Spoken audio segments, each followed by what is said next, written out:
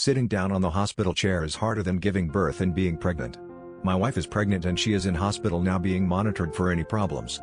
She is tired to give birth and she is in the hospital bed while I have the dusty old looking chair. I sat down and everything seemed normal and I just looked out the window observing childless people jogging, talking and being free of problems.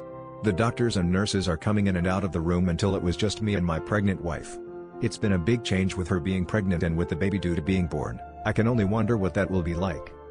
Then suddenly I seemed to be transported to some other place and it was hell. The reason I was in hell was because my job was to convince the demons and Satan himself to turn towards atheism. I had this dread within me like I had to convince every demonic thing in hell that atheism was the way. It's like my life was depending on it and then I got up from the chair. I didn't want to sit down on that chair anymore and my pregnant wife was like, you get to sit on that comfy chair while I give birth. Then when I sat back on that chair again I was transported back to hell to convince the demons and Satan that atheism was the way.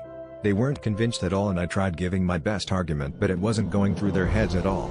I had no idea why I was doing this but something within me was compelling me to do it. Then I stood up and I wasn't going to sit on that chair anymore. I wanted to go in another room but my pregnant wife had complained about that. I wanted another chair but my wife complained that I should be looking out for her comfort and not my own.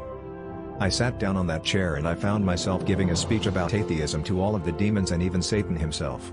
They are not being convinced at all and I can feel the heat coming over me.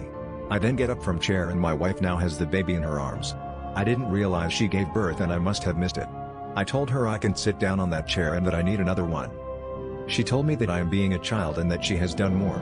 I know it looks like nothing but it's not just a chair.